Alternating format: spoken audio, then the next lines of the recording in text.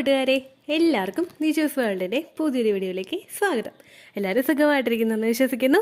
ഞങ്ങളിവിടെ സുഖമായിട്ടിരിക്കുകയാണ്. അപ്പോൾ എല്ലാവരും സന്തോഷത്തോടെയും ആരോഗ്യത്തോടെയും ഒക്കെ ഇരിക്കുക കേട്ടോ. ഇംപ്ലാന്റേഷൻ കഴിഞ്ഞു കഴിഞ്ഞാൽ ഉടനെ തന്നെ നമുക്ക് ഉണ്ടാകാൻ സാധ്യതയുള്ള രണ്ടാമത്തെ ലക്ഷണത്തിനെ പറ്റിയിട്ടാണ് ഇന്നത്തെ വീഡിയോയിൽ സംസാരിക്കുന്നത് കേട്ടോ. ഈ വീഡിയോ ഒന്നിന്റെ ഒരു കണ്ടിന്യൂഷൻ അല്ല. രണ്ടാമത്തെ വീഡിയോ എന്ന് പറയുമ്പോഴേക്കും നിങ്ങൾ ടെൻഷൻ അടിക്കേണ്ട. ഇനി ഫസ്റ്റത്തെ വീഡിയോ എവിടെയെന്ന് നിങ്ങൾ വിചാരിക്കേണ്ട. രണ്ടാമത്തെ വീഡിയോ എന്ന് പറയാനായിട്ട് കാരണം, രണ്ടാമത്തെ ലക്ഷണം എന്ന് പറയാനായിട്ട് കാരണം, നമ്മൾ ഇംപ്ലാന്റേഷൻ നടക്കുമ്പോൾ പലർക്കും ഉണ്ടാവുന്ന ഏറ്റവും ആദ്യത്തെ ലക്ഷണം എന്ന് പറയുന്നത് അബ്ഡോമൻ പെയിൻ ആയിരിക്കും, അബ്ഡോമൻ ക്രാംസ് ആയിരിക്കും. അതുപോലെ തന്നെ നമ്മളിൽ ഉണ്ടാകുന്ന രണ്ടാമത്തെ ലക്ഷണമാണ് നമുക്ക് പെൽവിക്കിൽ ഉണ്ടാകുന്ന ബുദ്ധിമുട്ടുകൾ, നമ്മുടെ ഇടുപ്പിനുണ്ടാകുന്ന ബുദ്ധിമുട്ടുകൾ. യൂട്രസ് സ്ഥിതി ചെയ്യുന്നത് നമ്മുടെ ലോവർ അബ്ഡമൻ ഭാഗത്തായതുകൊണ്ടും അതിന്റെ നേരെ താഴെയായിട്ടാണ് നമ്മുടെ പെൽവിസ് സ്ഥിതി ചെയ്യുന്നത് എന്നുള്ളത് കൊണ്ടും നമ്മുടെ യൂട്രസിൽ ഉണ്ടാകുന്ന ചെറിയ മാറ്റങ്ങളും യൂട്രസിൽ ഉണ്ടാകുന്ന ചെറിയ വേദനകളും നമ്മുടെ ഇടുപ്പിനെ സാരമായിട്ട് തന്നെ ബാധിക്കും. അതിനുള്ള ഒരു എക്സാമ്പിൾ ആണ് പീരിയഡ്സ് ആകുന്ന സമയത്ത് പലർക്കും തന്നെ ഇടുപ്പ് വേദന അനുഭവപ്പെടുന്നത്. നമ്മുടെ രണ്ട് ഭാഗത്തായിട്ടും പലർക്കും ഇടുപ്പ് വേദന പീരിയഡ്സ് ആവുന്ന സമയത്ത് ഉണ്ടാവുന്നു. ഇങ്ങനെ ഉണ്ടാകാനായിട്ടുള്ള കാരണങ്ങൾ എന്തൊക്കെയാണെന്ന് നമുക്ക് നോക്കിയാലോ. നമ്മളിൽ ഇംപ്ലാന്റേഷൻ നടക്കുന്ന സമയത്ത് യൂട്രസിൽ കോൺട്രാക്ഷൻസ് സംഭവിക്കുന്നു. കാരണം അത്രയും നാൾ വരെ കംഫർട്ടബിൾ ആയിട്ടുള്ളൊരു സോണിൽ നിന്നിട്ടുള്ള നമ്മുടെ യൂട്രസിന്റെ ഭാഗം കുറച്ചൊന്ന് വ്യത്യാസം വരുത്തിയിട്ടാണ് അവിടെ എംബ്രിയോ ഇംപ്ലാന്റേഷൻ നടക്കുന്നത്. ഈ എംബ്രിയോ ഇംപ്ലാന്റേഷൻ നടക്കുമ്പോഴേക്കും ഇതിന്റെ ഭാഗമായിട്ട് അവിടുത്തെ ടിഷ്യൂസ് ഒക്കെ ഒന്ന് പോകുന്നു, അവിടുത്തെ പേശികളൊക്കെ ഒന്ന് എക്സ്പാൻഡ് ആവുന്നു. ഈ എക്സ്പാൻഷൻ നമ്മുടെ ആ ഒരു മസിൽസിനും പേശികൾക്കും ഒക്കെ ഉണ്ടാവുന്നതിന്റെ ഭാഗമായിട്ട് ഇതേ എഫക്റ്റ് തന്നെ തൊട്ട് താഴെയുള്ള നമ്മുടെ പെൽവിക് ഭാഗത്തും നമുക്ക് ഫീൽ ചെയ്യാനായിട്ട് തുടങ്ങുന്നു. ആ മസിൽസ് ഒക്കെ ഒന്ന് സ്ട്രെച്ച് ആവുന്നതിന്റെ ഭാഗമായിട്ട് ആ മസിൽസിനൊക്കെ ഈസിലി ഒന്ന് സ്ട്രെച്ച് ആകാൻ വേണ്ടിയിട്ട് നമ്മളുടെ ശരീരത്തിൽ റിലാക്സിൻ എന്ന് പറയുന്ന ഒരു ഹോർമോൺ പ്രൊഡ്യൂസ് ചെയ്യുന്നു. ഈ റിലാക്സിൻ ഹോർമോണിന്റെ എഫക്ട് കൊണ്ടും പലർക്കും തന്നെ ഏർലി പ്രഗ്നൻസി സ്റ്റേജിൽ അവരുടെ ഇംപ്ലാന്റേഷൻ നടക്കുന്ന ആ ഒരു സമയങ്ങളിൽ തന്നെ പലർക്കും ഇടുപ്പ് വേദന അനുഭവപ്പെടുന്നു. രണ്ടാമത്തെ ഒരു റീസൺ എന്ന് പറയുന്നത് കൃത്യമായിട്ട് ഡൈജഷൻ നടക്കാത്തതാണ്. ദഹനം കൃത്യമായിട്ട് നടക്കാതെ പോകുന്നവർക്ക് പലതരത്തിലും ഈ ഒരു ഇടുപ്പ് വേദന ഉണ്ടാകുന്നതിന് കാരണമാകുന്നു. നിങ്ങൾക്ക് എല്ലാവർക്കും അറിയാം, പ്രഗ്നന്റ് ആകുന്ന പല സ്ത്രീകൾക്കും ഡൈജഷൻ കൃത്യമായിട്ട് നടക്കാറില്ല. ദഹനം കൃത്യമായിട്ട് നടക്കാത്തത് അവരിൽ പ്രൊജസ്ട്രോൺ ഹോർമോൺ ഇൻക്രീസ് ആകുമ്പോഴേക്കും ഈ ഇൻക്രീസ് ആവുന്നതിന്റെ ഭാഗമായിട്ട് നമ്മളുടെ ശരീരത്തിലെ ദഹനം ഒന്ന് സ്ലോ ഡൗൺ ആകുന്നു. ഇങ്ങനെ ദഹനം സ്ലോ ഡൗൺ ആകുന്നതിന്റെ ഭാഗമായിട്ടും പലർക്കും ഇടുപ്പില് വേദനകൾ അനുഭവപ്പെടാനായിട്ട് സാധ്യതയുണ്ട് കേട്ടോ. മൂന്നാമത്തെ റീസൺ എന്ന് പറയുന്നത് യൂറിനറി ഇൻഫെക്ഷൻ ആണ്. യൂറിനറി ഇൻഫെക്ഷൻ പല കാരണങ്ങൾ കൊണ്ടും ഒരു സ്ത്രീക്ക് അനുഭവപ്പെടാം. നമുക്ക് ഓൾറെഡി നമ്മുടെ യൂറിനറി ബ്ലാഡറിൽ ഇൻഫെക്ഷൻ ഉണ്ടാകുന്നത് പ്രഗ്നന്റ് ആകുന്ന സമയത്തും പ്രഗ്നന്റ് അല്ലാത്ത സമയത്തും നമുക്ക് ഉണ്ടാകാം. യൂറിനറി ബ്ലാഡറിലല്ല, നമ്മുടെ മൂത്രം ഒഴിക്കുന്ന ആ ഒരു ഭാഗത്തായിരിക്കും നമുക്ക് ഏറ്റവും കൂടുതൽ ഇൻഫെക്ഷൻസ് അനുഭവപ്പെടുന്നത്. ഇങ്ങനെ ഇൻഫെക്ഷൻസ് നമുക്ക് ഉണ്ടാകുമ്പോഴേക്കും നമ്മൾക്ക് യൂറിനേറ്റ് ചെയ്യുമ്പോഴേക്കും പുകച്ചിലുണ്ടാകും, യൂറിൻ പോകുമ്പോഴേക്കും മഞ്ഞ കളർ ഉണ്ടാകും, ഭയങ്കര ബാഡ് ആയിട്ടുള്ള ഒരു സ്മെല്ല് ഉണ്ടാകും. ഈ ഒരു സ്മെല്ല് നമുക്ക് ഉണ്ടാകുന്നത് യൂറിനറി ഇൻഫെക്ഷൻ മൂലമായതുകൊണ്ട് പലരും തന്നെ ആന്റിബയോട്ടിക്സ് എടുക്കാറുണ്ട്.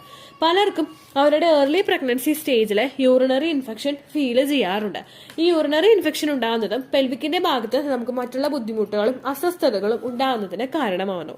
യൂറിനറി ഇൻഫെക്ഷൻ വന്നു കഴിഞ്ഞാൽ നമ്മൾ സാധാരണയായിട്ട് വെള്ളം കുടിച്ചിട്ട് അതിനെ കൺട്രോൾ ചെയ്യാം എന്ന് വിചാരിക്കാതെ നമ്മൾ ഉടനെ ഒരു ഡോക്ടറെ പോയി കണ്ടിട്ട് ആന്റിബയോട്ടിക്സ് അതിന് കൃത്യമായിട്ട് എടുക്കുക.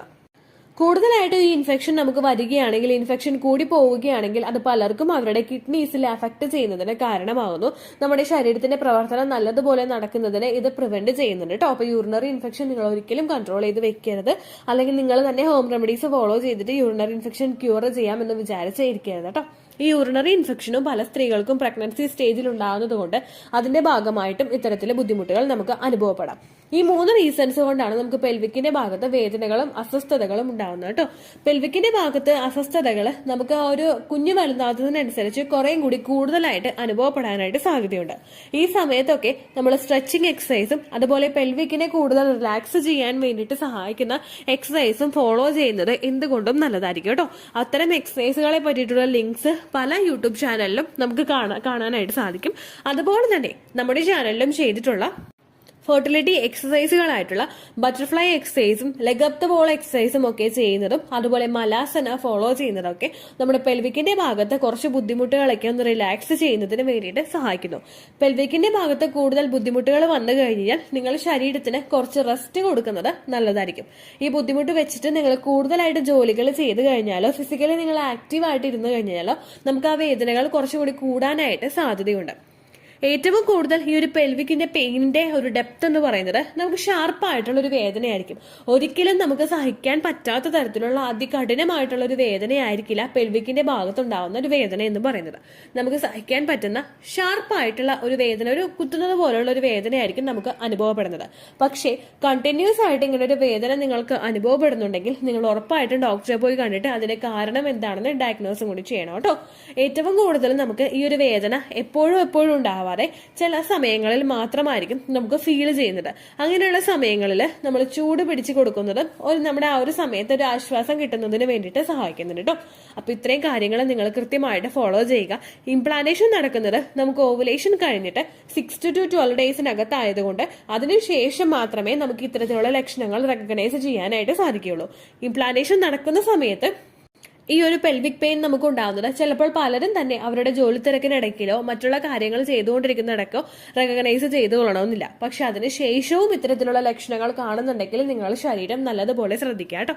ഇനി ഈ ഒരു ലക്ഷണം നിങ്ങൾക്ക് കണ്ടുപിടിക്കാനായിട്ട് സാധിച്ചിട്ടില്ല എങ്കിലും നിങ്ങൾ വിഷമിക്കേണ്ട ആവശ്യമില്ല. ജസ്റ്റ് പീരിയഡ്സ് മിസ് ആകുന്നുണ്ടോ എന്ന് മാത്രം ശ്രദ്ധിക്കാം. പിന്നെ ഇത്തരത്തിലുള്ള ലക്ഷണങ്ങൾ വരുന്നുണ്ടെങ്കിൽ ധാരാളം വെള്ളം കുടിക്കുന്നതിനും നമ്മളുടെ ശരീരത്തിനെ ഒന്ന് സപ്പോർട്ട് ചെയ്ത് കൊടുക്കുന്നതിനും നിങ്ങൾ ശ്രദ്ധിക്കുക.